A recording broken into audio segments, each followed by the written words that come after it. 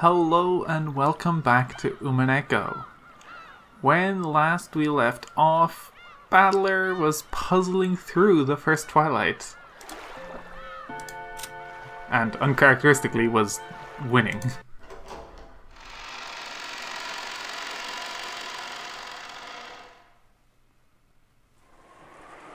When being besieged, your true enemy isn't so much the fear of an unseen culprit, as it is keeping such fears alive for long periods of time.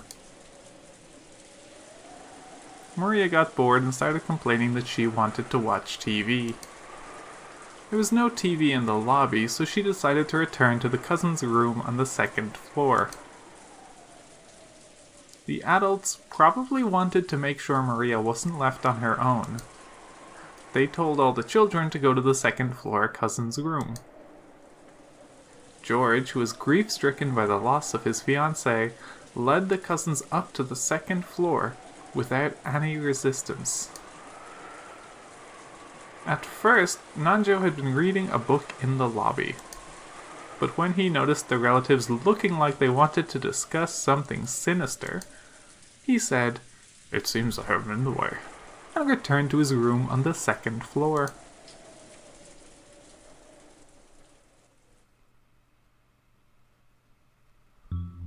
I'm starving. And if we just keep sitting around, we'll get sleepy too. It's only natural. We didn't get any sleep at all last night. We will probably end up being barricaded here for a full 24 hours. It may be wiser to take naps in turn instead of overstressing ourselves. True. My husband and I will remain here, so I ask that anyone having trouble staying awake, take it easy and rest. Our opponent might be expecting that, right? Even if they couldn't defeat this many people, if that number shrinks enough, they may plan to use that moment to strike. There are 7 of us here, so we could take 3-hour shifts in pairs. Tomorrow morning's a long way off. We still have some energy now, but tonight's going to be tough. Sure will. Anyone sleepy? Don't overdo it and get some rest. Hideyoshi looked around at everyone to see who wanted to sleep first, but no one volunteered. Everyone was just as tired, but no one was bold enough to go to sleep right away. Their fear of the unknown culprit was just as strong as their sleepiness. Nobody? Well, don't overdo it, everyone. If we get tired, we'll deal with it then. I'll admit I'm sleepy, but I'm not in the mood now. As Ava spoke sharply, she reread the second letter from Beatrice, which had been found in the boiler room. Beatrice had sent them 2 letters, which had repeatedly told them to solve the riddle of the epitaph. And she'd even provoked them by saying she'd give up her assets and the headship if they could solve it. Ava took out a notebook and opened it to a page with the epitaph copied onto it. Is this that epitaph? Yes. I hate doing what the culprit says, but we do have time to waste. I think it's the perfect way to stave off boredom. Not a bad way to kill time. Why don't we challenge it together as siblings? Can I borrow that? I'll rewrite it just a little larger. Natsuhi-san, do you have a slightly larger piece of paper? There should be paper in the servant room. I will bring some. Natsuhi immediately brought a blank B4 sheet of paper from the servant room. Kyrie borrowed Ava's notebook, wrote out the epitaph on the paper, and laid it out on the table. Then everyone quickly peered down at it. They automatically formed a crowd. I've heard of that. But really? This is a tough riddle. I don't have a clue what it's talking about. At one point, I also did my best to solve it, but I was just as clueless. If you did know, you wouldn't have come all the way out here with a plan to make money. After all, it's 10 tons of gold we're talking about. This is the first time I've read through it seriously, but roughly speaking, couldn't it be split into 3 parts? I've been thinking this since last night, but you really are a good thinker, Kirie-san. Perhaps you'll be able to easily solve this riddle that we couldn't. Yeah, Kirie is sharp. She might find a more interesting take on it if she comes in without any confusing biases. That's right. Kirie-san, would you mind giving us your honest opinion after reading the epitaph? I doubt you'll find it useful. You all give me too much credit. That's fine. Just say whatever comes into your head. Let's hear your thoughts. The hints you give always help me out when I'm worried. Oh, so I have been helpful? It's nice to finally hear about this now. Come on, don't I always thank you? You two sure are close. I'm jealous. And the rest of us would also love to hear these hints of yours. We're just killing time anyway, so relax, okay? Kirie was disturbed at being praised so highly for something so strange. But they had all the time in the world. Realizing that this was just a way to waste time, she decided to accept the role she'd been given. I'm sure I'll say something off the mark, but, well, I'll put forward my ideas. Indeed. What did you mean in the beginning about how it could be divided into 3 parts, roughly speaking? Well, I just mean what I said. I think that overall the epitaph can be divided into 3 sections. First, there are 5 lines up until "There sleeps the key to the gold." Up until this point is the first part, which directs you to the location of the key. And then there's the part formed by the 11 lines up until the 10th twilight, which refer to the location of the Golden Land itself. And the remaining 6 lines make up the part after the Golden Land has been reached.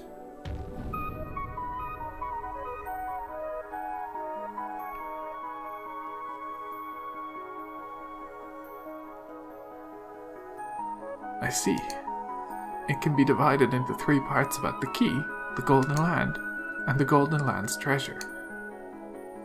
Even we have been able to grasp that much. The 3 sections that refer to the key, the door, and the treasure. Nissan, don't butt in any more than you have to. Let Kirie-san speak her ideas freely. Kirie, please continue. We see it the same way you do so far. So then? I wonder about the meaning of that thing in the beginning. The beloved hometown. Normally that would refer to where grandfather lived, right? Since father went to all the trouble of telling us that it's beloved, we can imagine that it's a hometown he had strong feelings for. Did father come from Odawara? Odawara is definitely where he was born, but I don't think that's the hometown he loved. I imagine all of us siblings have the same place in mind. Right. This probably isn't Odawara. From what I've heard, he had a very fun time as a youth. Being the Ashuramiya family head was probably Dad's greatest bit of misfortune in life. Probably. Father didn't actually want to become the head. So where is this place?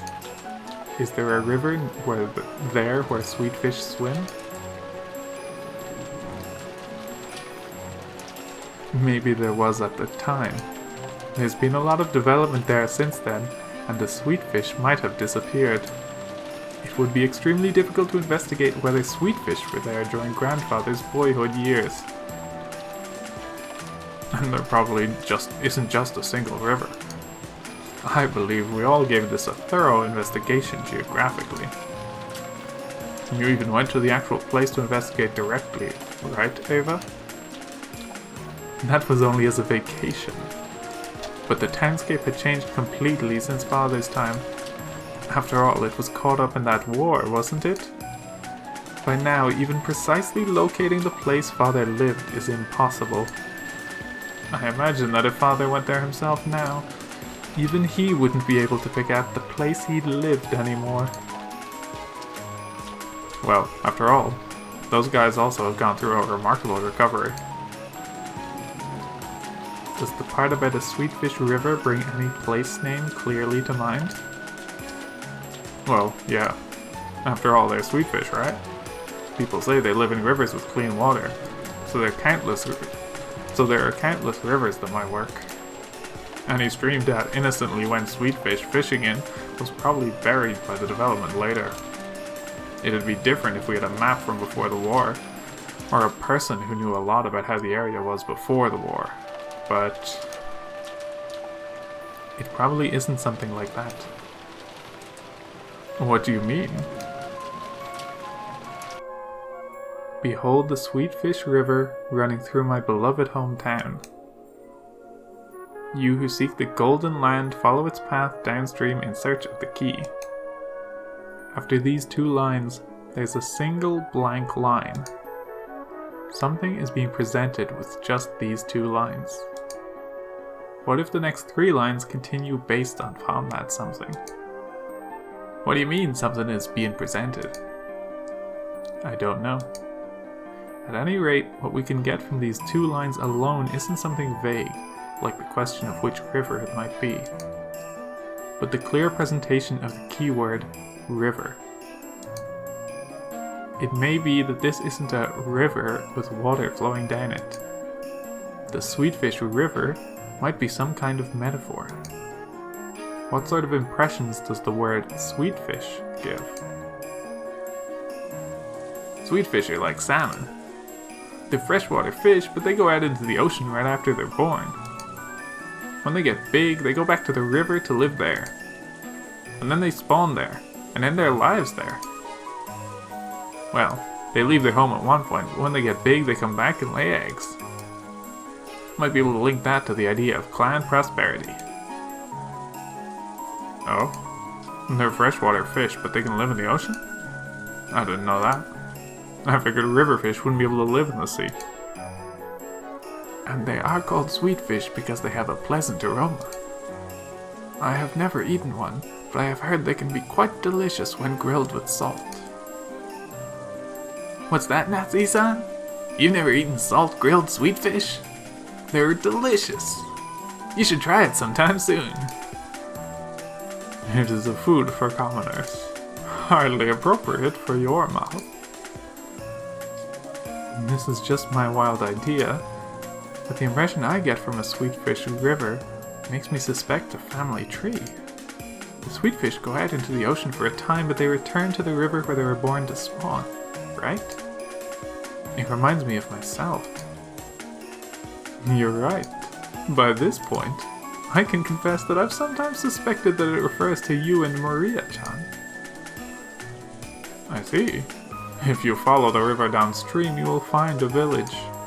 If you go down the family tree, all you find is Maria's name, only her name has a kanji read as Ri or Sato, the character Father uses for village here. Isn't that right? But as you all know, Father doesn't like Maria, and he almost never speaks with her. And in the past, Father told me to give Maria a completely different name. I just decided to go with Maria on my own. Father was very mad about that.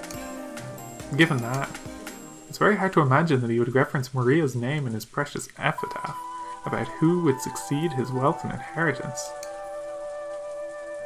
Have you ever let Maria-chan read the epitaph? Yes, of course. But it looked as though she didn't have a clue. She didn't have a clue, and she kept going on about that same occult stuff, about how it was a resurrection ceremony for the witch. A connection between Father and Maria. Certainly they do share that occult hobby, but they never interacted. I can't imagine that it refers to Maria either.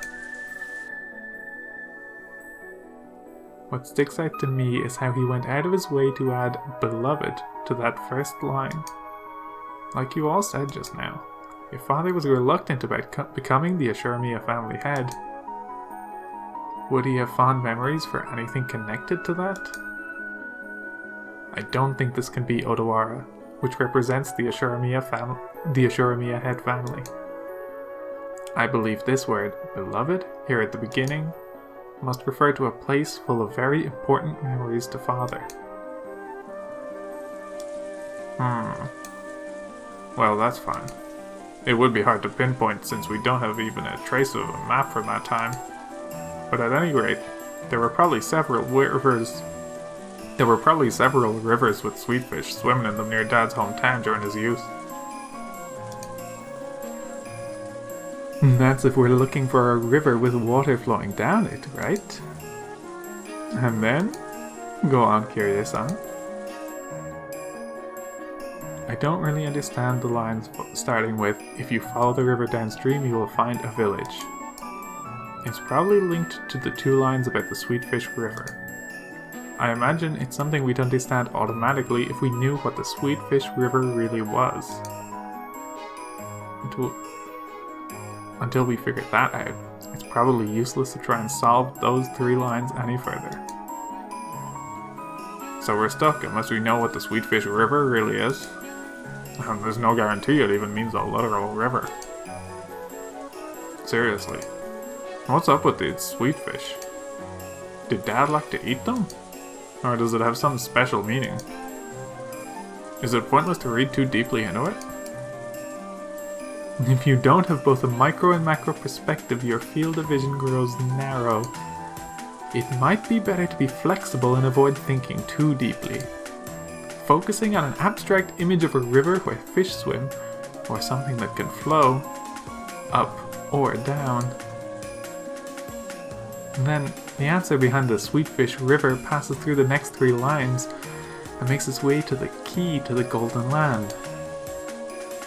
If you think about it this way, I wonder if it was a mistake to split it into 3 parts. There's actually 4 parts. Go down the Sweetfish River, find the key to the Golden Land, journey to the Golden Land, and the treasure of the Golden Land. Truly intriguing. Well, you've gone this far, would you mind continuing and telling us your opinion on the most central portion of the epitaph? Up to the point when we reach the Golden Land on the 10th night? That's the most symbolic and the most disturbing part. Since the word sacrifices keeps coming up, I can't help but think it has something to do with Father's occult ceremonies. And how do you see it, Kiryu-san?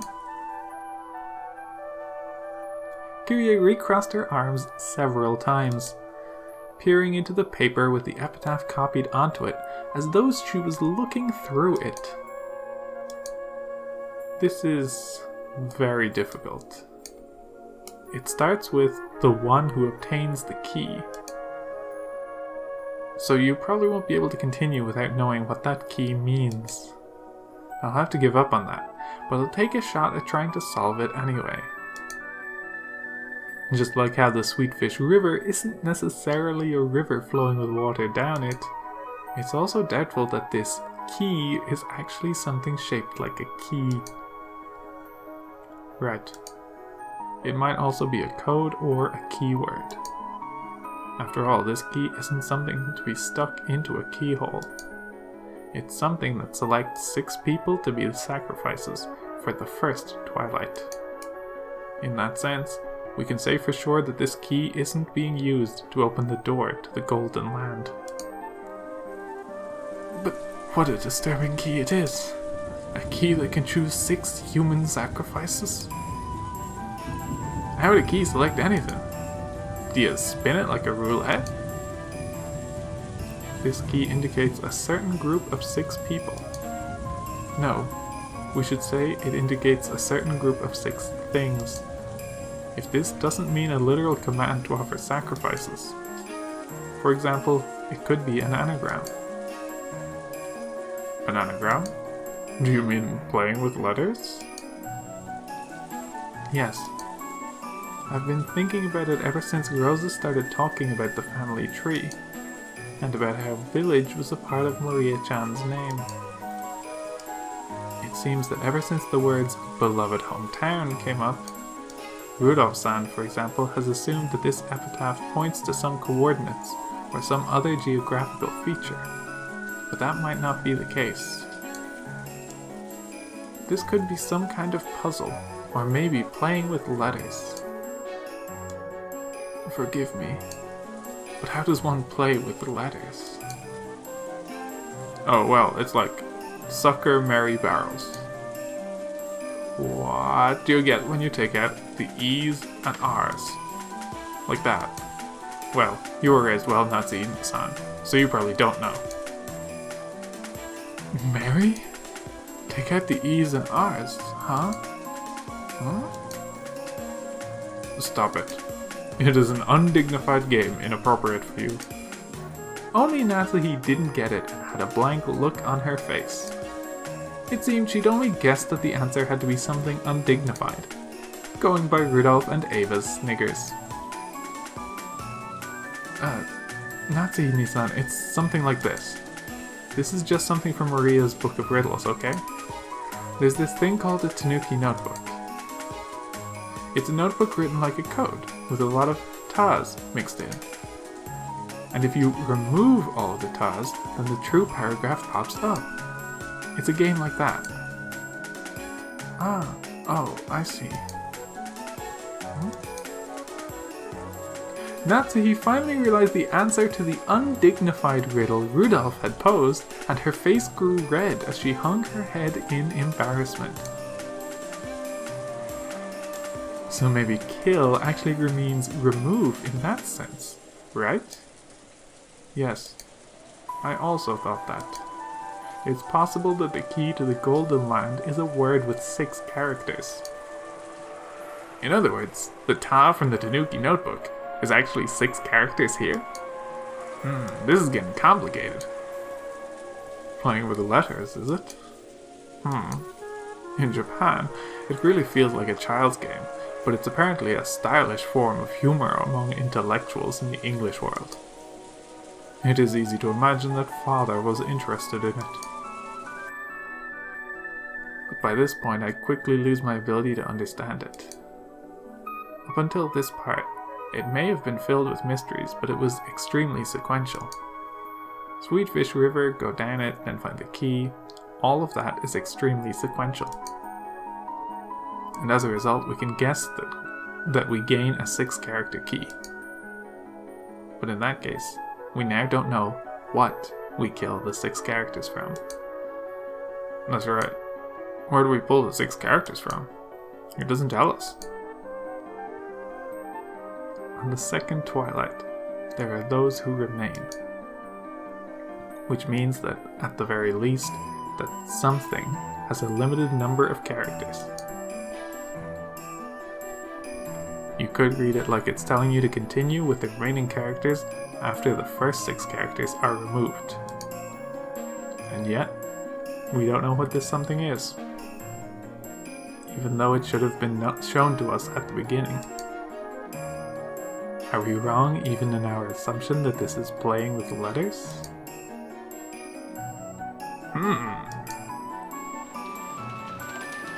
Everyone crossed their arms and fell silent.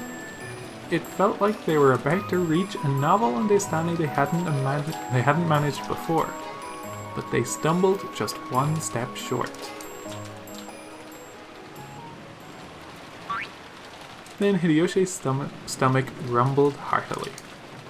That silence was broken by laughter. Sorry. Strangely enough, by spinning the gears in my head for a change, my stomach's gone completely empty. Looks like I can't stand missing breakfast.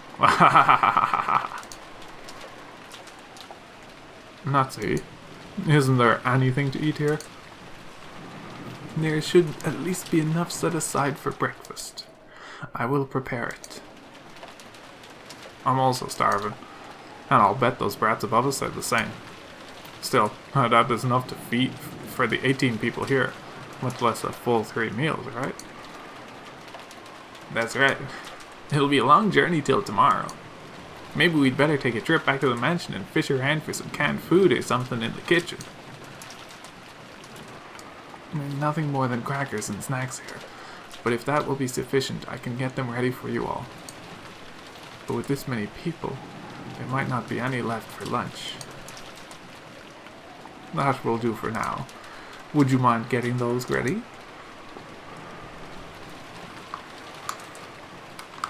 It looked like the men had been taken over with an appetite that stopped all thought. The atmosphere grew more peaceful, and the epitaph investigation team split up for the time being. But Ava kept staring at the paper the epitaph was written on, like she was going to burn a hole through it.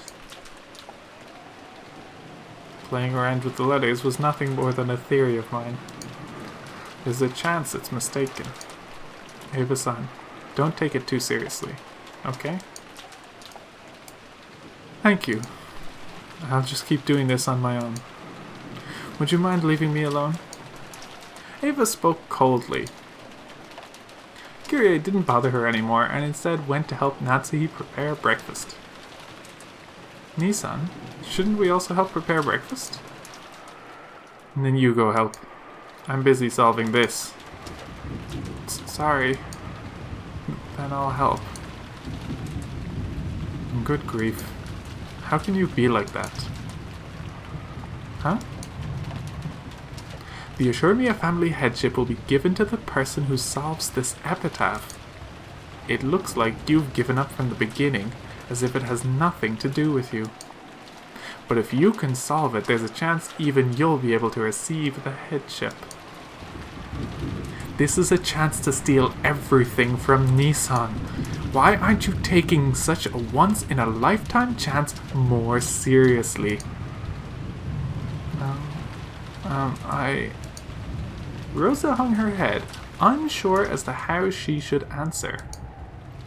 Too late, she regretted carelessly speaking to her sister when she was in a bad mood.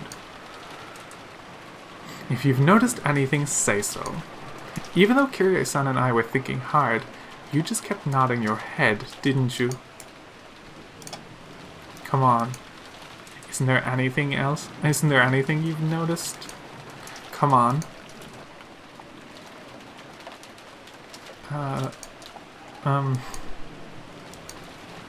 Don't you think this part's strange? Strange? What is? It's just that this whole section's written like a journey to the Golden Land, right? You reach the Golden Land, and then you receive its treasures. What's your point? You think there's some sort of keyword tied to those treasures? No, not the treasures themselves. Look, in the 10th Twilight, isn't how you receive the treasures strange? Huh? Ah. Why does it say we'll receive the treasures once and for the last time? If we only get them once, there's no point telling us it's the last time. And the same thing in reverse. Oh, but I'm probably splitting hairs over nothing if you think about it. This is his father we're talking about after all. He probably just said it that way to make it sound more dramatic.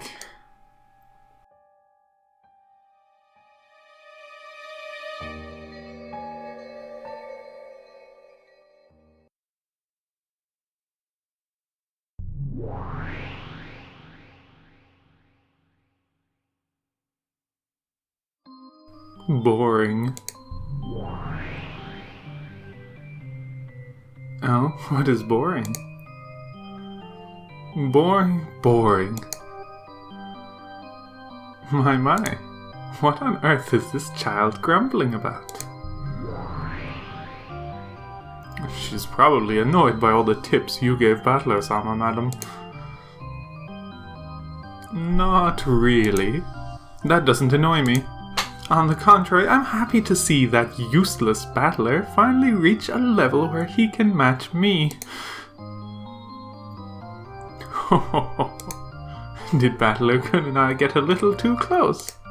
Perhaps us old fogies had best leave you young'uns alone. When Virgilia and Runaway giggled and cackled, Beatrice's irritation meter finally reached its limit. Gah! Enough with everyone laughing at me! Runaway, vanish for a while. Disappear! Disappear! Certainly. Then I shall rest for the time being.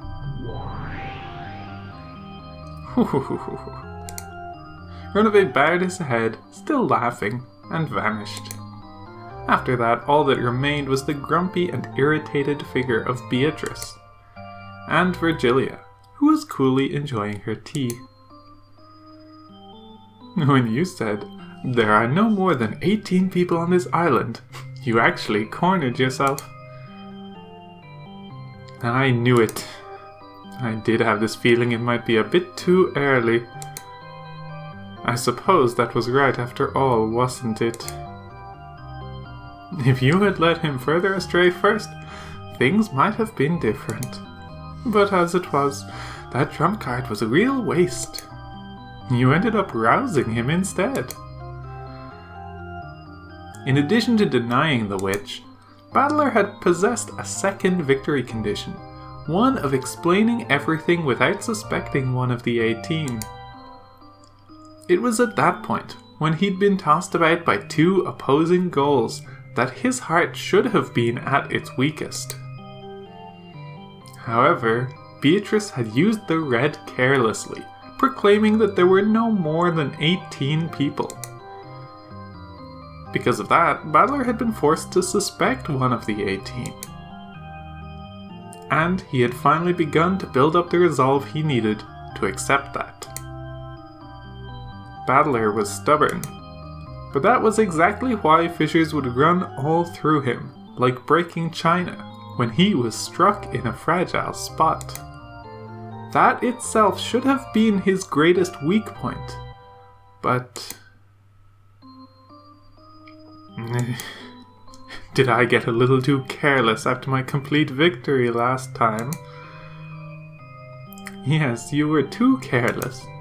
The last game was a difficult one for Battler-kun, but it seems this game will become a difficult one for you.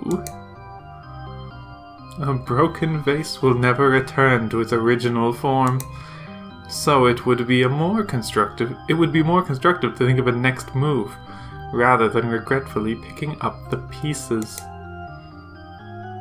However, now that Battler has figured out as much as he has, how should I plot against him? Ho ho ho ho!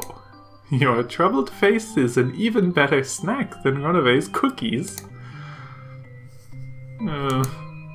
You and Battler, and even Runaway are treating me like sweets now, even though I'm not sweet at all. With a shameful, childlike face that she would never have shown in front of Battler, Beatrice rolled her head around on top of the table. Teacher, at least give me a hint. Oh? What kind of hint? If you know some really good move that'll leave Battler speechless and make him want to accept me, I won't ask you to say it outright, so, even if it's just a hint. I can't. I am on Battler-kun's side right now, so I couldn't teach you something that would give you an advantage. Come on, don't be so stingy. Your disciple's in trouble, right? I seem to remember you brazenly boasting that you had surpassed your teacher. Please act like an old person and just give me a bit of your crafty ideas. Please. It's mean if you only help Battler. My. You're still a spoiled child. But it's true that I may have given Battler-kun a few too many hints. It did serve as a scolding to you, but perhaps it was a little too much support for a fair game. Isn't that right? Please, teacher, at least just a hint now. This is only a hint. Think about what it means by yourself, okay? Yeah, I'll think about it myself, so please, give me one that'll leave Battler down in the dumps, teacher. Considering how she acted like a great and mighty witch in front of Battler, the way she acted when he wasn't around was truly pathetic. Virgilia sighed at how childish Beato still was, despite all the time that had passed. Then just a hint. Do you know of Aesop's fable, The North Wind and the Sun? Of course. It's a story about how the North Wind and the Sun challenge each other to see who can steal the cloak off of a traveler, right? That's right. Violent, impatient methods aren't necessarily the best decisions in all cases. You don't have to tell me that. I've already reflected on the mistakes I made when I was too anxious to achieve victory. Think well about what this means. And furthermore, there's one point that Battler seems to be misunderstanding a bit, but he isn't the only one. Do you understand the victory conditions of this game? What else is there, other than making Battler surrender? See, you're already wrong there. How am I wrong? Your victory isn't making Battler-kun surrender. Isn't it making Battler-kun accept your existence? What's this? You want me to butter him up, begging me to accept him as a witch? How foolish. I haven't sunk that low. Beato growled like a dog in a bad mood. Virgilia shrugged her shoulders, sniggering at her disciple, who was as short-tempered as ever. That is my hint. For the rest, you'll have to consider it deeply on your own. In any event, your moves up until now will not work on Battler-kun. A significant tactical adjustment will probably be required. I don't need you to tell me that. I don't have a clue what you mean by the North Wind and Sun. But at any rate, I realize I'll have to alter my course.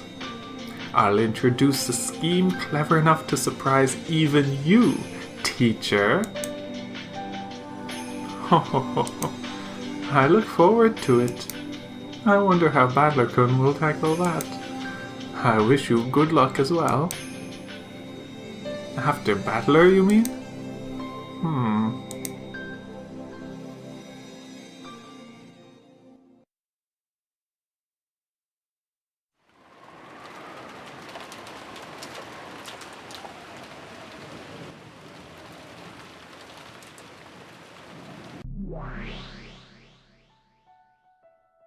Are you gonna give up and resign already? I guess you are that tired. If only you'd just grab a futon and sleep. As my mind grew vague, and I pretended to fight my drowsiness while sinking deeper and deeper into the sofa, I scolded myself. You also dreamed about stealing the position of family head from Kraus, right? Even though my magic's given you a chance, are you already throwing it away? You could say that, but this riddle is really hard. Even a wire puzzle would be better. At least in that case, you know for sure that it's solvable. But in the case of this epitaph riddle, we've been given no reason to be sure of that. I might just be fighting a useless battle. Still hazy, I looked at the notebook I'd been holding the whole time. It was opened to a page with the epitaph, which I must have stared at hard enough to burn holes in it on so many hundreds of nights, I'd lost count. That page is truly a door. On the other side lies the Golden Land, the place I've wanted to drag myself to, no matter the effort, since I was a child, and the place I was never able to reach. Am I touching the door with both hands? With the book? No, the door right there in front of me, ready to be opened, and yet still unable to reach the other side. That's right. Your hand is already on the door. Come on, open it with all your strength, and read the characters written on the door. Open it with all my strength. Read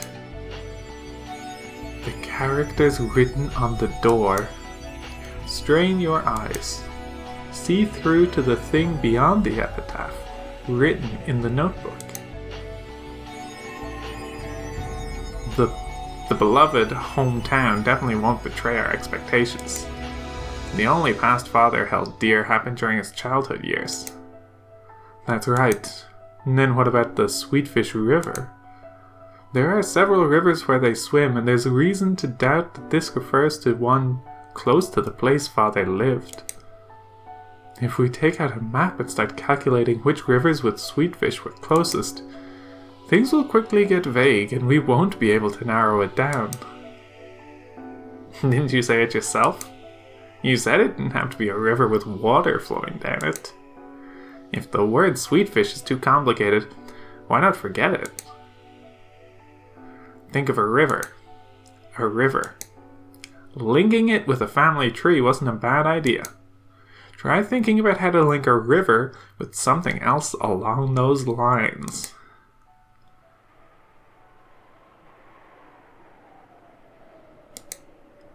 It isn't a river. But where else could Sweetfish swim? Oh, but if we're talking about places Sweetfish can swim, then maybe the ocean has something to do with this. Didn't my husband even say that they go out into the ocean, even though they're river fish?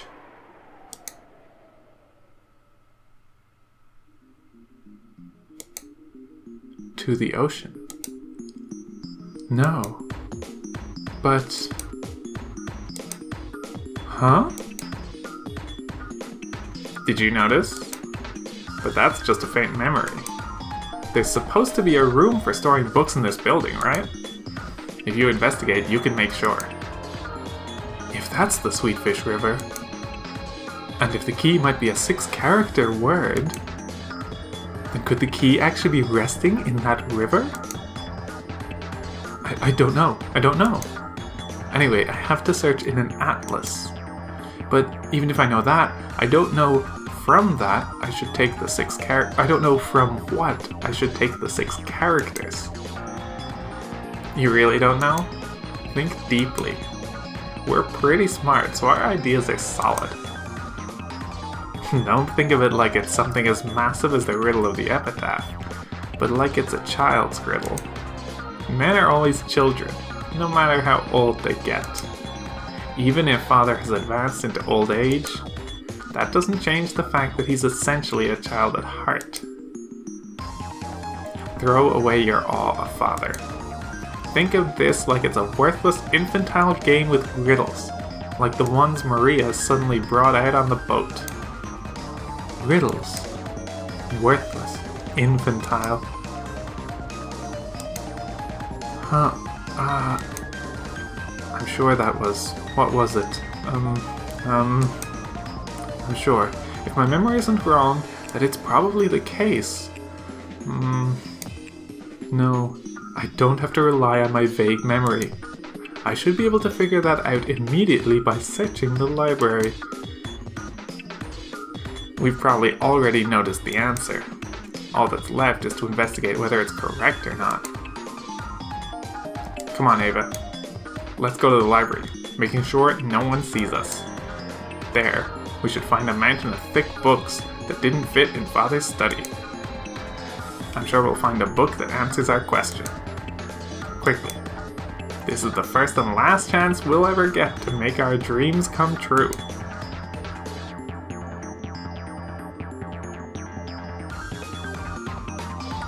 When Natsuki tried to lay a blanket over her, Ava suddenly jumped up. I'm sorry. It looks like I woke you. Ava, if you're sleepy, don't overdo it. You rest first. Thank you. I'm just going to the bathroom for a bit to wash my face. You should take it easy and rest. You're just gonna make yourself feel worse, you know? I told you I'm fine. I'll be right back. After leaving only those words behind, I rapidly left the lobby. The lobby was partitioned off by a door, so as soon as I went out into the corridor, they could no longer see me. The library was next to the servant room. Father always owned a vast book collection, but ever since he started to become engrossed with his occult hobby, that collection grew even larger, so that the normal books suitable for a normal study had been forced out as his study overflowed. This so-called library was mostly used as a storage room for those normal books. They were all thick, like complete encyclopedias for intellectuals. But that was very convenient for me, now that I was investigating something. I entered softly, and just in case, I checked the room with my gun ready, making sure there were no suspicious people here. Then I locked it from the inside. I actually wasn't thinking that the murderer might be hiding somewhere. What scared me was the thought that one of my siblings might hear what I was investigating. My heart had started racing before I realized it. I was half asleep just a moment ago, so I didn't realize how significant the thing I noticed was. But as I gradually became aware, my heart started to feel like it was actually about to explode. I wonder if any of the other siblings have noticed this. I don't think Kreis and Rudolph will notice. But I don't know about Kyrie. She has extraordinarily good intuition. And I don't know about Rosa either. Rosa's stupid too. She always has been. Incredibly so. Really? I'd say she was wise enough to make you think she was stupid, so that she didn't earn herself unnecessary malice.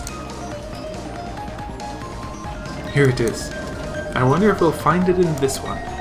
I pulled the book out and flipped through the pages. So this is a Sweetfish River? I see. This is what the Sweetfish River means. Don't dawdle around. Research further. Yes, I understand. If you follow the river downstream, you will find a village.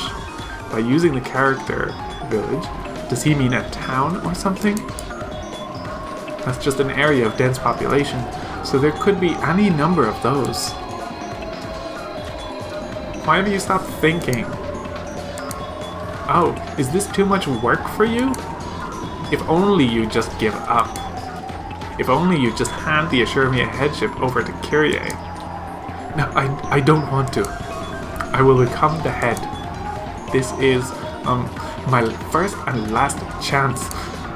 What is this village? What does it mean? Do you find one if you go down the river?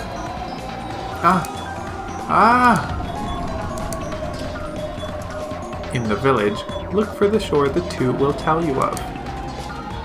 This character means shore. Get it? I understand.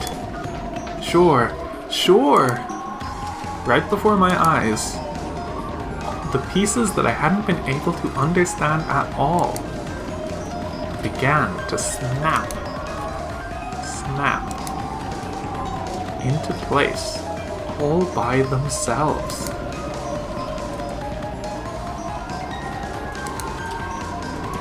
I couldn't even remember to close my open mouth. My throat grew completely dry. Is it really okay for this to be the answer? Really? But this isn't 6 characters at all. I'm absolutely sure this is the answer, but this doesn't reach 6 characters at all. Did you stop thinking again? In that case, think of a way you could read it with 6 characters. If you can't think of one, then research it. There has to be an answer. You must not doubt that. Is believing in that too much for you? If only you just cry yourself to sleep, and then you can just give up and die. 1, 2, 3, 4, 5, 6. Oh. 6 characters. I found it.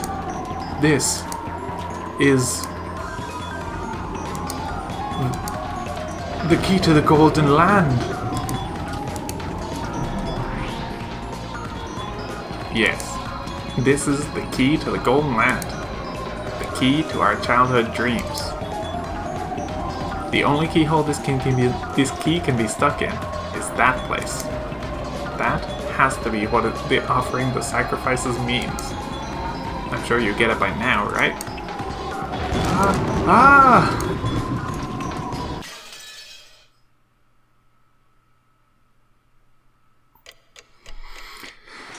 And Ava has solved the epitaph. Someone finally did it.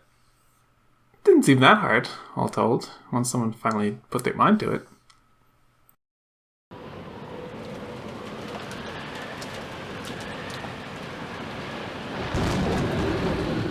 This way? Go this way? They're inviting me to go this way. My heart leapt, because there, gaping wide, was an opened mouth in the eerie darkness.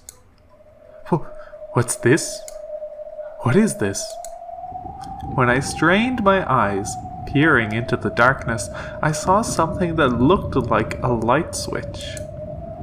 In addition, there was a switch with open and close written on it.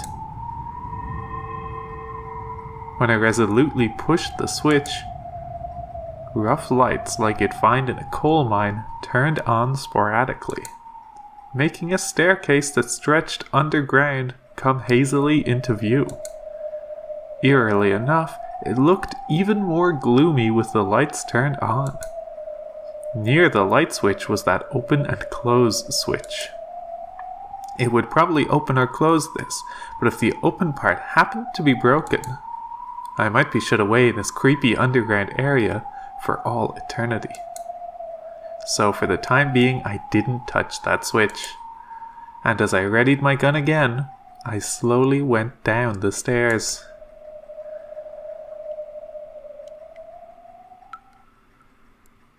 The ceiling was very high, so it didn't feel cramped.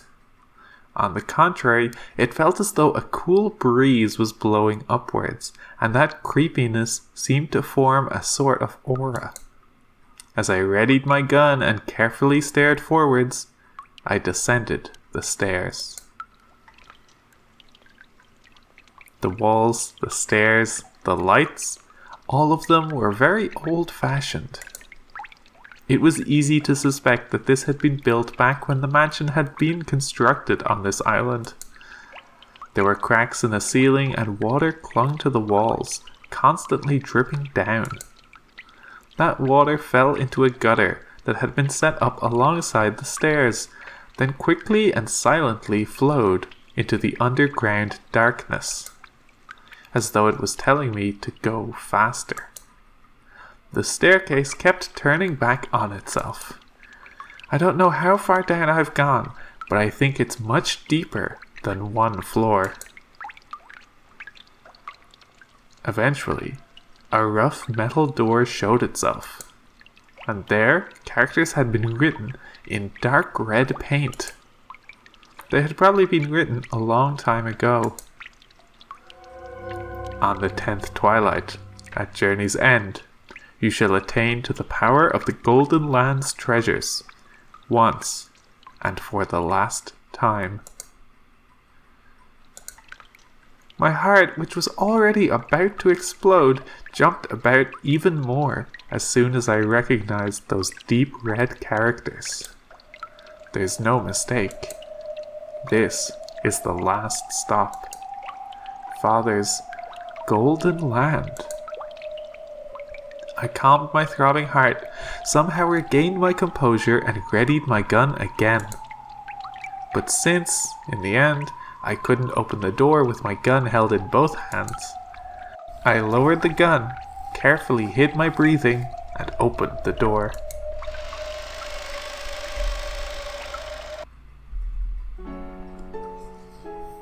This place is... My first impression when I saw the room was that it might be linked to one of the rooms in the mansion. That's right, it had exactly the same atmosphere about it as the sealed VIP room on the second floor. But this was underground, so there were no windows. There was only the solemn light of a grand chandelier. But even though it was dimly lit by the faint light, the quality of the interior was more than enough to take your breath away. A bed with a canopy and a rocking chair that looked like it would be comfortable to sit in. An extravagant sofa and carpet. The room was like a dream every girl yearns for at least once. And yet, since it was an underground hidden room with no windows, it felt more like the hidden house of a witch. I'd never swallowed the legend of Beatrice, Witch of the Forest. However, after being shown this room, it certainly became hard to doubt that she actually had existed and had lived in this room. Is someone there? Even though I was completely shocked by this room, I carefully, no, timidly, searched the interior with my gun raised. And at the back of the room, I found it. Eek. My gasp came out strangely, like a bunny being choked. After all, after finding something like this, no one would be able to stop that stupid kind of voice from leaking out. It's here. It's really here. Father's gold. On the opposite side of the canopy bed, it was piled up in a massive heap. It was a mountain of gold ingots. Of course, they weren't piled up carelessly in a way that would damage the dignity of this room. A beautiful scarlet satin weave was laid out on the mountain of gold, creating a beautiful three-colored mix between the red, the gold, and the black of the deep darkness. It was as though, when the witch slept on this bed, the gold would be a respectful chamberlain waiting on her. Nobly, refinedly, gracefully, beautifully. It was attentively piled there with an imposing air. When I tried to grab a single gold ingot, I was surprised at its weight. It was probably about 10 kilograms. Just this ingot would be worth more than 10 million. The Ashuramiya family crest, the one-winged eagle, was lightly imprinted on it. It was hard to tell whether it had worn away or whether the impression had been made carelessly in the first place. But it was certainly the crest of the one-winged eagle. Just how many ingots were piled up there? By doing a quick count here and there, and judging by the height, there had to be a few hundred at least. My mind's already gone blank, so I can't do the math well. Even a moderate guess would put it above several billion yen.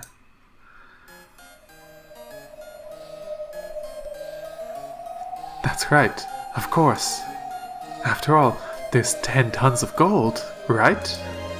At the current value, that's more than 20 billion yen of gold. I found it before anyone else. I found it!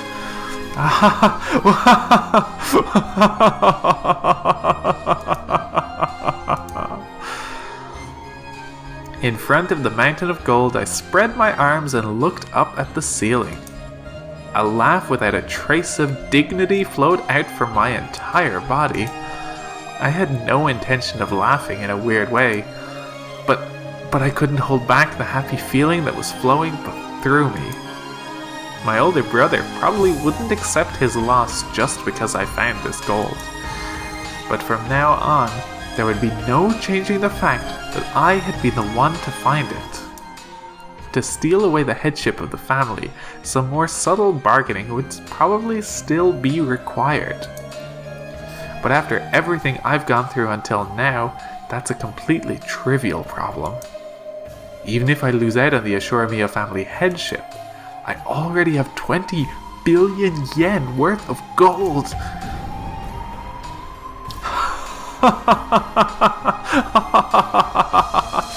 At times, I've thought that money is such a worthless thing. I thought there were so many things in this world you can't buy with money. But now I see that's just a lie. Just an excuse that the have-nots make for themselves. In front of this mountain of gold, I finally realized something so obvious. By using this money, I can give birth to all the happiness in this world. With this money, my husband's company is already saved. We will always be happy as a family. And I can even leave a vast sum of money to George. The rest of the relatives will eventually be ruined and disappear. At that time, George will use this gold, and just like grandfather did, he will revive the Ashuramiya family's lost honor. George is the true successor to the Ashuramiya family. It happened. My wish was granted. That dream I have wished for ever since I was born into this world as Ashuramiya Eva has been granted completely at this very moment. My husband and I will be happy for all eternity. And I can also give my only son, George, eternal happiness. There's no way I'll waste it on foolish pleasures. My older brother has chewed the Ashuramiya family to bits, but George and I will revive it. And that means I truly have succeeded the Ashuramiya family headship. I was successful. I did it, honey and George. Your mother, finally succeeded. No one will be able to threaten us now. That's right. After this, never again will we be smothered by sad nights. Congratulations, me. Congratulations, Ashuramiya Eva. Right here, right now. The sad half of our life will have its heart's desires granted. It's all thanks to you. I was given this chance because of your magic. Because of that chance, I was able to make it here. Thank you. But my magic wouldn't have been granted if we didn't both believe in each other. So it isn't just the power of my magic. This is our victory. Because of that, congratulations. Us. Thank you, me. Thank you, Ashuramiya Eva. I'm glad I didn't give in before now. I'm glad that I didn't drown in sorrow and forget to keep struggling. No, this is my magic. Our magic. Your magic was the real thing. Beatrice, the witch of the forest, is nothing more than an illusion. You are the real witch, a wielder of real magic. That's right. Right now, you are the golden witch, Beatrice.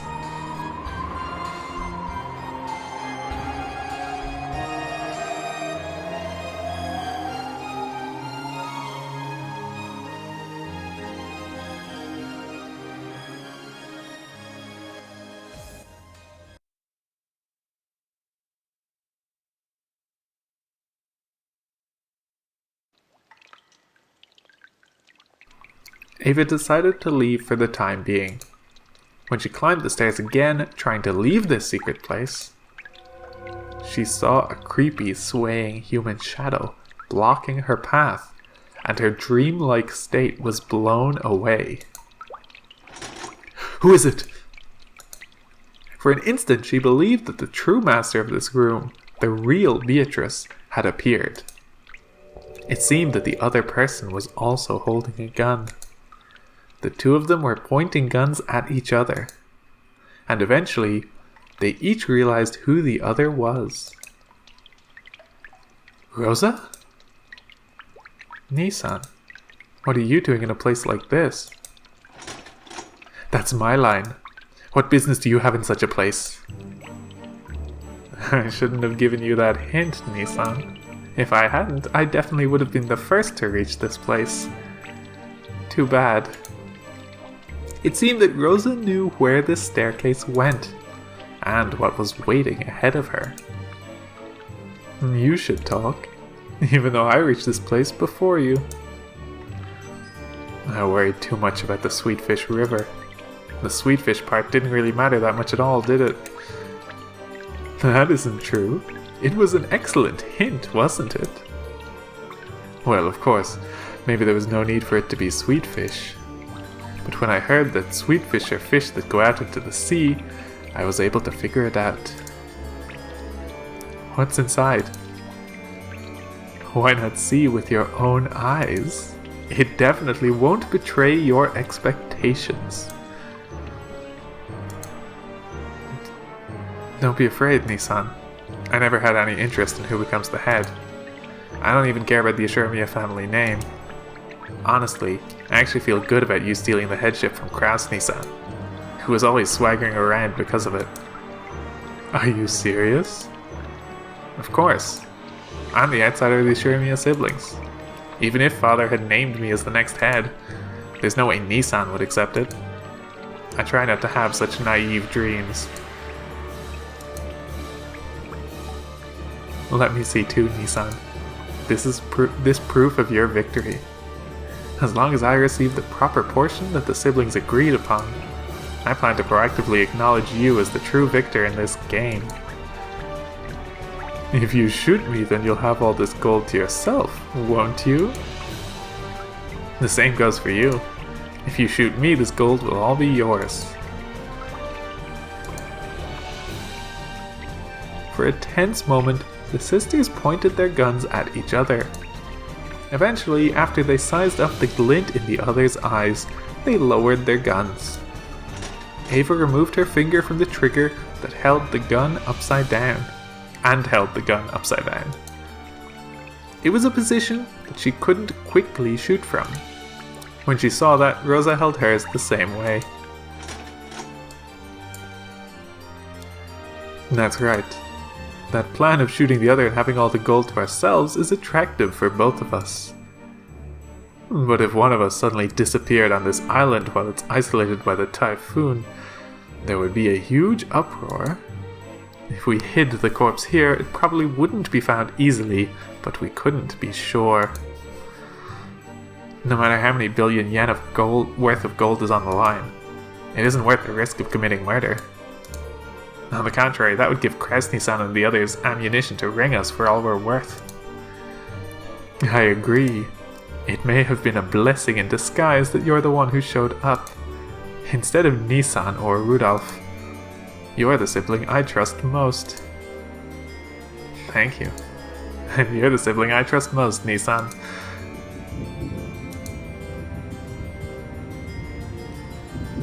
I want to see the gold too. Want to have a peek? Now I feel like seeing it again too. Even though I saw it with my own eyes, it still doesn't feel real. Unless I see it together with you and confirm once more that it actually exists. Feels like the gold will turn to fog and disappear. Ava started descending the staircase once more. However, she didn't carelessly expose her back to Rosa. Even though, at a glance, it looked like Rosa had lowered her guard, she definitely didn't show any signs of carelessness.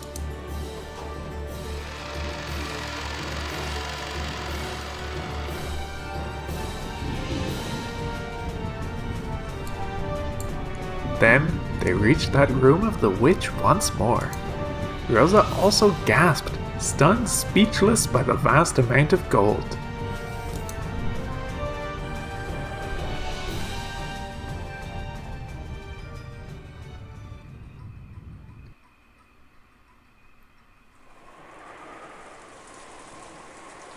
Rosa and Ava walked absent-mindedly through the rose garden. They had left the guest house secretly, so they had to be careful when they returned. It was time to snap to it and keep their guards up. Congratulations, Nissan. Thank you. You decided it, didn't you, Nissan? 50% goes to the one bearing the title of the successor to the headship. It certainly worked out well for you. Now that portion isn't Crass Nissan's. So your share is now 50% along with a quarter of the rest for a total of 12.5 billion yen. Isn't that incredible? 2.5 billion is enough for me. Rudolph Nissan won't complain either. Crass Nissan will probably be the only one to complain. Yeah, you're right. After all, Nissan is the de facto manager of Rokkenjima. And since the gold was on these premises, even though I was the first to discover it, things might get complicated if I don't handle it cleverly. It won't get complicated. Didn't we give it our all in that discussion last night with that in mind? I wonder if it will really go that smoothly. I've already completely gotten over my excitement. How we manage everything from here on is the real problem. That's a problem for the new head of the Shermia family. A problem for you to enjoy, Nissan. It has nothing to do with me. That's some big talk coming from you. I'll support you as the second discoverer, if you'll at least give me the early payment we decided on. I'd like 150 million yen by March. Yes, that will be fine. If you support me, I'll graciously pay you that much. I'm not Nissan. Anyway, why don't we go and shock Nissan and the others? Even if we cover up the actual location, I want to see Crass Nissan's shocked face as soon as I can. Wait a second, Rosa. Wait a while before telling everyone about it. Huh? Why? You idiot, isn't it obvious? This is that haughty Crass Nissan and that sly Rudolph we're talking about. Even if we do announce it eventually, it's certainly too early now. Unless we carefully investigate how to make our next move, it's possible that all of the gold we finally found will be snatched away by Nissan. Ava thought she was saying something extremely natural. So when she saw Rosa's expression suddenly cloud over, she was a little surprised. What are you unsatisfied about? You know what kind of a person Crass Nissan is.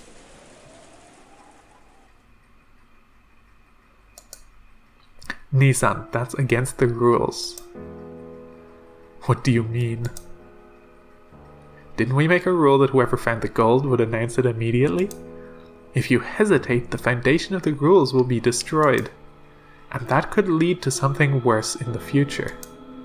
With Crass Nissan as crafty as he is, that violation of the rules will come back to bite you. Don't be stupid. This is Nissan's island.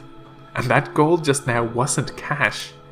We're talking about the liquidation of a vast 10-ton mountain, right? It will take a significant amount of time to carry it off and turn it into cash, and that will only work in Nissan's favor since he has practical control over this island. Don't you even realize that? I don't like it when you search out each other's weaknesses like that. All I want is to reach a clear decision regarding my 2.5 billion portion. And of course, if you were to give me 2.5 billion in cash right now, you'd be free to continue negotiating however you like. But until I have my share in my own pocket, I will follow the siblings' rules. How can you be so naive? You don't understand Nissan's craftiness at all. It wasn't that Rosa didn't understand the craftiness of her older siblings. In that sense, Rosa more or less understood why Ava was being so cautious. But in her heart, she couldn't clear away her suspicion that Ava wanted to keep all of the gold to herself. Because she knew that Ava was at least as crafty as her other siblings. In other words, Rosa wanted to put a stop to any chance Ava had to keep the gold all to herself, by quickly informing the siblings of the gold's discovery.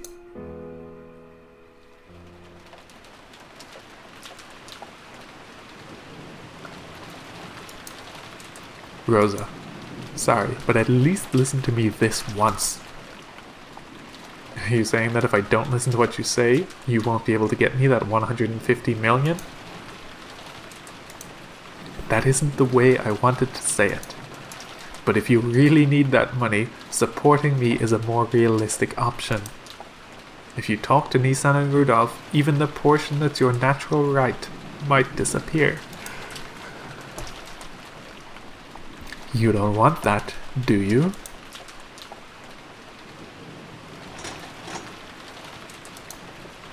For a while, a severe expression that she'd never shown to her sister before rose to Rosa's face. There wasn't even a trace of her restraint as a younger sister. There was just the ruthlessness. No, the seriousness of a single human arguing about a vast sum of wealth. Ava made light of it, chuckling. My, how careless we must be to stand around here talking like this, even though a frightful murder case has just taken place and the culprit might still be on this island. I'm sure it was just the servants play acting. There were no murders on this island in the first place. No? So you do think that after all? The circumstances surrounding those 6 deaths shows us that clearly. A crime from the outside couldn't possibly have created those 6 closed rooms. Dr. Nanjo said they were all dead, but that was a lie too. This is all a complicated act that Father cooked up. All of the servants are just playing dead. A murder never occurred in the first place. There's no way that there's a murderer prowling around. Huh, I'm surprised you noticed. You looked pretty scared, so I didn't think you'd figured out so much. I'm good at reading the mood of a situation. I've got you to thank for training me so well. That's right. Come to think of it, now that the servants are dead, almost everyone on this island is a member of the Ashura Mio family. As for Nanjo, he proclaimed the deaths of the servants. When the relatives began to discuss the riddle of the epitaph, he disappeared off to the 2nd floor as if he didn't want to get in the way. All of it was an act to get us to try and solve that epitaph. And that's why you need to announce that you're the victor, Nissan. There's no way that burnt corpse was really Father. He got a corpse with the right number of toes from somewhere and went to all the trouble of burning it in that creepy way of his so we would see it. I'm sure he's hiding somewhere, watching to see how we'll behave. I'll bet he already knows you reached the Golden Land, Nissan. That's why you should announce that you're the winner soon. I'm sure Father will appear out of nowhere to applaud you and proclaim that you're his successor. Then again, I've still got to pester you for that 150 million, so I can't stand against you in any way. So you'll listen to what I say and keep quiet about this to Nissan and the rest? Make your position clear, Rosa. I want to tell them. We made that rule just last night. We shouldn't just throw it away. Of course, I will announce it in front of the siblings. However, I want to closely analyze the situation first. We've got to carry out 10 tons of gold, convert it into money, and distribute it fairly. Until I have proof that I can do all that without Nissan getting in the way, I want some time to think. I only want to postpone my announcement until then. I'm certainly not keeping it secret because I want it all for myself. You'll definitely announce it to everyone sooner or later, right? Yes, of course. Even I want to rub it in Nissan's face as soon as I can. About how much time will you need to think? I won't know that until I've thought about it. Will one night be enough? I can't promise you that it'll take only one night. Out of respect for you, the successor, I'll support you for one night. This year's family conference will end tomorrow morning, when the typhoon passes and a boat comes to get us. That's right, when the seagulls cry. I will remain silent until then. If you still feel that you need more time to think after that, then we'll cross that bridge when we get there, okay? I'll support your position, to the best of my ability. You really are cunning, aren't you? I'm surprised. Were you always this resilient? I guess it's true that women become stronger when they have a child. I realized that in myself when I had Maria. Understood. For the time being, thanks for your cooperation. We can talk about it tomorrow. We can talk about it tomorrow when it comes. Yes, that's right. I'm convinced that you'll become a fair-minded successor to the headship, one who'd never even consider taking all of the gold for herself. Isn't that obvious? I will split the gold evenly among the siblings. No way. I found it. Because we solved the riddle of the epitaph. So this gold is all mine. I won't give it up to anyone. I am the head of the Ashura Mia family. I am. The witch inside Ava claimed exclusive possession in a loud voice. Of course, that didn't reach even close to Rosa's ears, and it probably didn't reach Ava's either. Indeed, I shall acknowledge it. You are the true head of the Ashoramia family, chosen by the witch's epitaph. Now, I acknowledge it upon my name.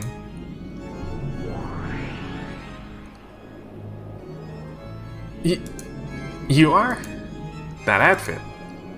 You couldn't actually be Beatrice? Maybe Beatrice was happy that Ava had called her by her own name. She cackled cheerfully. In concert with that laugh, gold butterflies crept up as though a storm of gold dust was spinning around the room, and the room shone the color of gold. Indeed, I am the Golden Witch Beatrice. There is no need to be so frightened. I am praising your exploits. Truly excellent. Imagine that you would spectacularly solve that riddle of the epitaph. It is worthy of my admiration. You're the one who sent that letter? So I'll inherit all of the gold in the Ashoramia family headship, right? You wrote that in your letter, and I overcame that challenge. Indeed, I shall acknowledge it.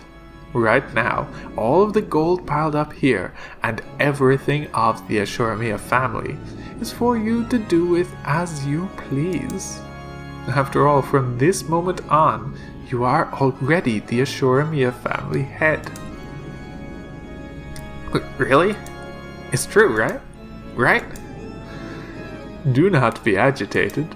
I am openly praising you. As proof, I shall grant you this.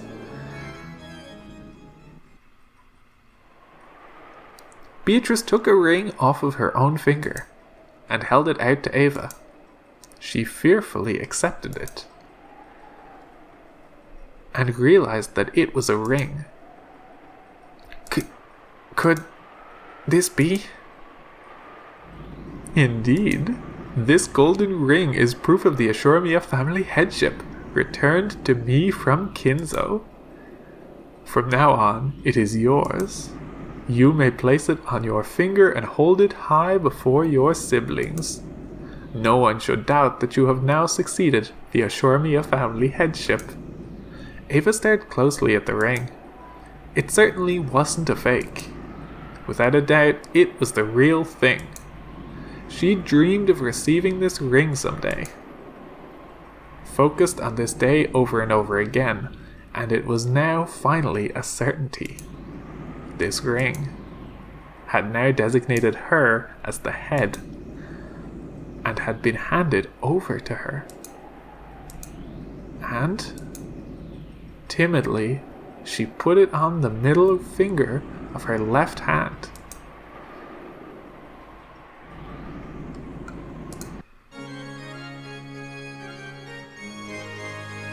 In that instant, she felt a deep emotion welling up inside her that she'd never felt before. Her mind grew blank. Both eyes were opened. That ring was on her own finger. Not in a dream, but in reality.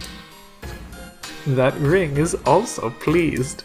After all, it managed to reach you, one who dreamed of putting it on their finger for so long. The ring. Father's ring. How many nights have you dreamed of putting that on your finger as you have done now? The strength of those feelings became your magic and materialized itself. Now you are worthy of calling yourself a great witch. Who are you? Are you really Beatrice?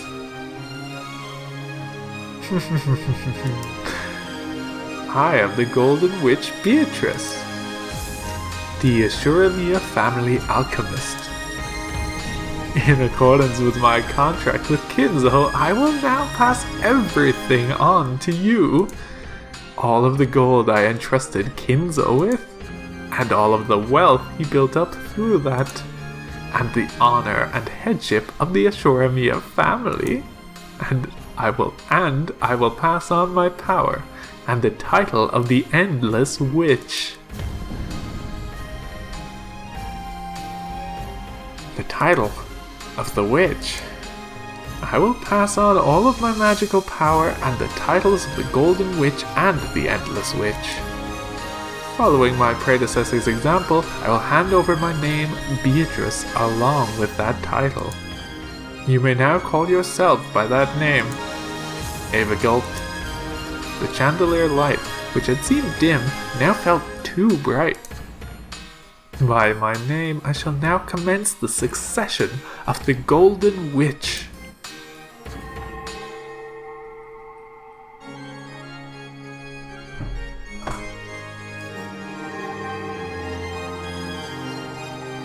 The instant Beatrice made that proclamation, everything was buried by a golden sparkle, and changed into a majestic place that looked like an audience hall. In the audience hall there was a crowd of Beatrice's minions and brethren, as well as countless gold butterflies celebrating this first succession ceremony in 1,000 years. When she looked, she saw Beatrice in the throne that only the Endless Witch was permitted to sit in, holding a golden staff, reigning with a dazzling dignity. Without being ordered by anyone, Ava automatically kneeled, hanging her head. A goat attendant respectfully handed Beatrice a golden staff in the shape of the one-winged eagle. After Beatrice stood up and received that staff, she laid the tip of it on Ava's shoulder and spoke. It was a proclamation 1,000 years in coming. Ashuramiya Ava, you have spectacularly solved the riddle of the witch's epitaph and reached the Golden Land. I praise that accomplishment, and hand over all of the endless magic as well as the titles of the Golden Witch and the Endless Witch. From this point forth, you may call yourself by my name, Beatrice, Come, raise your face. Then stand and accept this staff. I am most grateful. Ava stood up dizzily and took the magic staff from Beatrice's hand. Her hand was trembling slightly. As soon as she grasped that staff, she was wrapped up in the brilliant sparkle of gold, as though gold butterflies were flowing out from inside of her. In the instant she succeeded the Golden Witch, Ava felt something in the depths of her soul be reborn. To describe it in a word, it was energy. Energy with a gold color. It felt like she was waking up, as though she had been half asleep ever since she had been born and was opening her eyes for the first time. It felt as though her true eyes inside her eyes were opened for the first time in her life.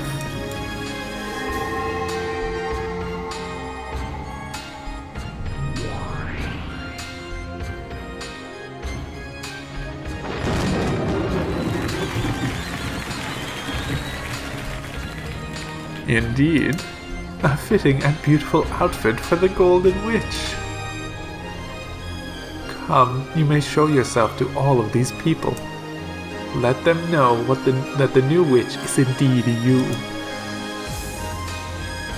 Ava, no. The new Beatrice turned around timidly.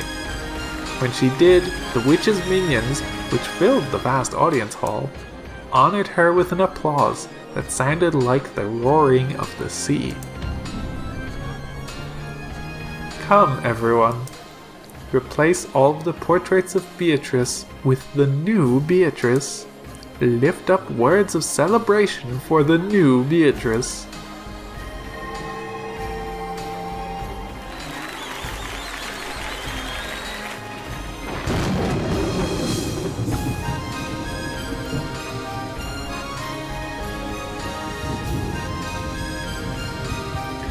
New Beatrice, congratulations on the succession of the Golden Witch.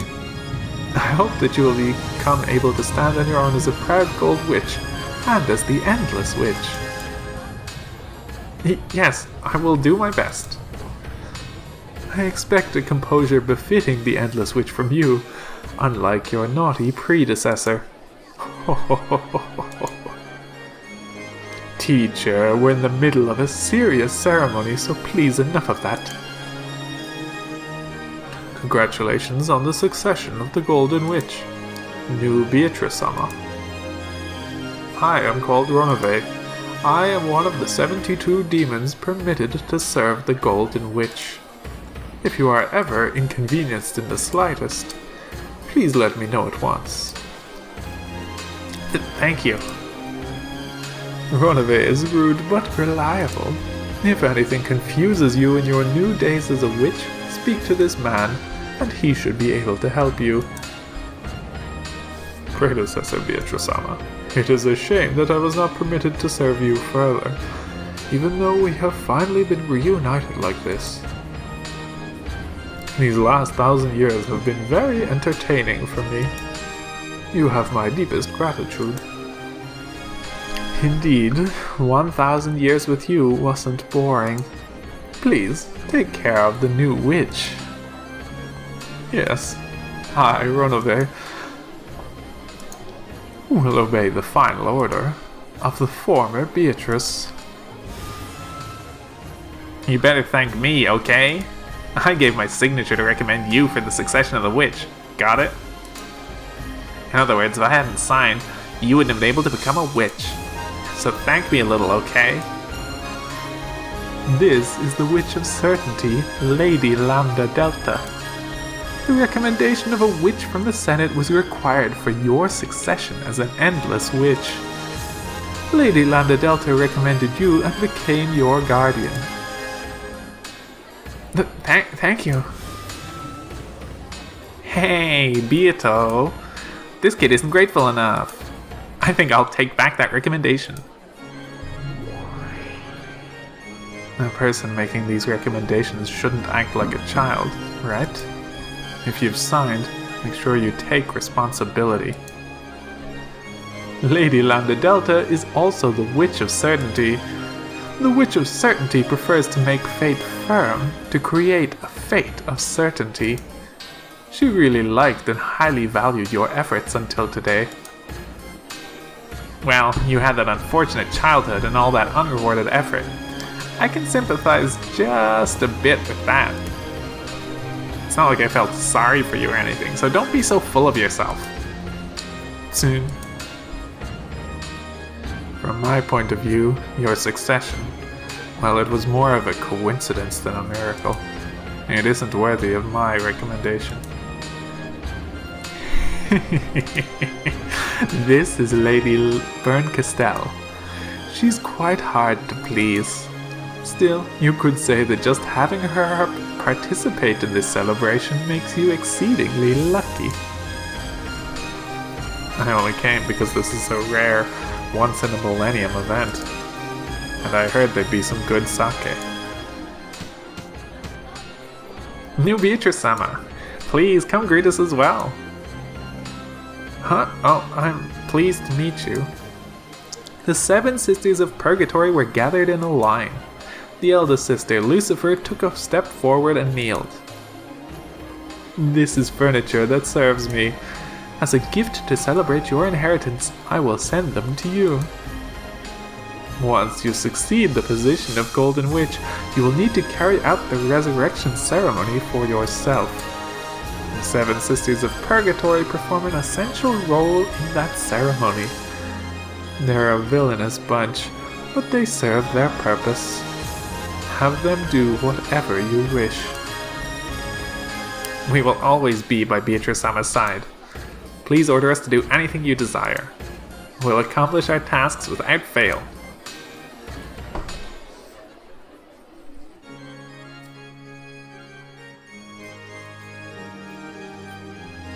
Even after that, many nobles and minions visited and offered words of congratulation for the new witch. As she responded to them confusedly, she felt as though she was growing lightheaded due to lack of oxygen. She couldn't tell if this was something real or unreal. But there was just one thing she could understand. A feeling of achievement at being permitted to call herself the Golden Witch. That alone was a truth she could definitely understand.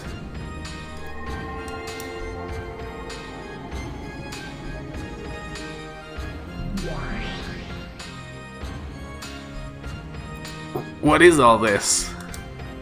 Of course, I'm not going to swallow this story, but what in the world does it mean? Aunt Ava is the new Beatrice? Are you saying she's turned into a witch? What the hell? I was also surprised to think that someone would be able to solve that riddle. However, that is the rule. I must follow it and pass on the position of Golden Witch and my name. It is hardly something to be surprised about. At the very beginning, you wrote that rule in a letter and announced it. Ava-sama was simply the first to be successful. That is all there is to say. Virgilia, are you there? Yes, here I am. What does this farce mean? Even if this depiction of strange witches showing up one after another is some of her bullshit, isn't this almost like Aunt Ava turned into a witch? Calm yourself. She has simply received the title of Endless Witch and might call herself that in the future. This succession ceremony is certainly nothing more than an act to promote that child's explanation. Don't fall for the same move over and over again. That's right. That whole grand ceremony was all phony. But it's at least the fact that Aunt Ava solved the riddle of the epitaph. And at the same time, that means she succeeded the Ashuramiya family headship. And after getting 10 tons of gold, Aunt Ava might as well call herself the Golden Witch. Is that it? Damn, it's as complicated as ever. My. Is a boorish human unable to comprehend the grandeur of this ceremony? Oh well. Being unable to read between the lines is what makes you human. I pity you, but I do not blame you. Damn it. Don't look at me like you feel sorry for me. Still, for the time being, there's something I need to check. And that's regarding this younger version of Aunt Ava. In other words, the definition of this new Beatrice. What is that? Even if I tell you of it, you will just persist in your disbelief in magic and witches. Correct? So there's nothing in particular for me to explain. Feel free to believe in whatever it seems to be to you. What it seems to be to me? Then how should I interpret this? For now, it might not hurt to view it as a visualization of a separate entity inside Ashurmia Eva. Of course, you cannot blindly accept that answer, but it is probably a reasonable theory to hold for the time being. In other words, I should think of Aunt Ava and her as the same person, right? Damn, I don't like where this is going. In any case, from now on, my name is no longer Beatrice. I have passed it on to Ashurmia Eva, which means that I am nameless. Battler, don't you have some name that'd be fitting for me? I shall accept your recommendation. How about a name that's refined, full of elegance, and a little cute too, if you can? Just Beato is good enough for you. There's probably a big difference between Beato and Beatrice to keep people from getting confused. It's probably a big enough difference between Beato and Beatrice to keep people from getting confused. So the same old Beato, is it? It doesn't feel wrong, but it's boring for some reason.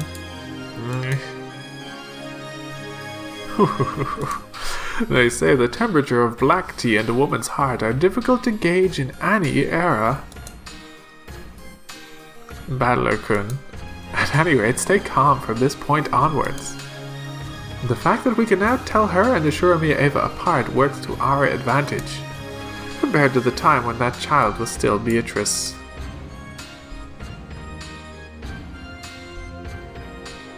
And that's exactly why I like it even less.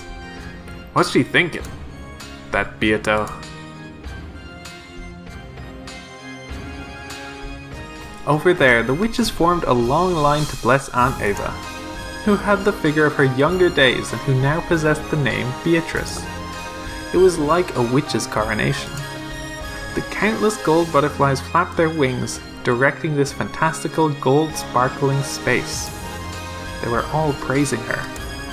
As I stared from the distance, I looked at the newly born Beatrice, who had a slightly embarrassed smile on her face. Her expression, which had been lost and confused at first, seemed to be full of the happiness that she was finally starting to recognize. That expression didn't look at all like someone laughing insanely while standing before the gold. There was just the innocence of a person basking in their own joy.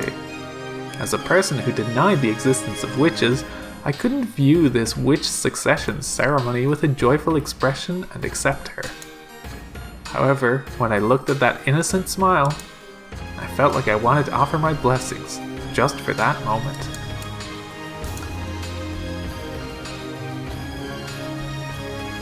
It's always beautiful when strong efforts bear fruits and are rewarded. Aunt Ava, who had always yearned to succeed the headship and who had worked hard since her youth without reward, had spectacularly taken hold of the chance given to her by the riddle of the epitaph, and had finally gained that position. How divine is the smile of a person whose childhood dreams have been granted. I definitely won't accept witches, but Adler put his hands together, making a small sound. Clap, clap. It didn't reach her ears, but it did bless her. Congratulations, Aunt Ava. You spectacularly solved the riddle of the epitaph before anyone else. It's your victory without any complaints. I won't accept all that about the Golden Witch and so on, but I will accept you as the new head of the Ashuramia family, and I'll celebrate that sincerely. As though urged on by Battler's applause, Beato also clapped. It was a slightly odd scene. Battler and Beato, who opposed each other, were standing side by side and applauding the same person. I'm not applauding for a witch. I'm clapping for all of Aunt Ava's efforts up until now. As am I. I offer my sincere applause as a blessing to Ava, who spectacularly solved that epitaph. I don't like applauding with you. But, well, I've decided that I won't worry about it now. Divine punishment won't fall on me just because I clap with you every once in a while. It's not so bad every once in a while. Still, it is fun to applaud. Even though it was Ava who was successful and not me, for some reason I'm starting to feel happy too. That's because blessing someone means the same thing as sympathizing and sharing with them. I see. Then, I have even shared this irrational happy feeling with you. Since we are a pair of enemies trying to make each other surrender, it is an odd experience. Well, just for now, let's have a truce and clap, okay? Beato laughed impishly, playing around and applauding even louder, as though eagerly trying not to lose to Battler as she clapped. Battler went along with her and clapped even louder. When he did, as though some ceremony had ended, everyone applauded and highly praised the reborn Beatrice. It was just as though Battler's and Beato's applause had been the final thing needed for her succession.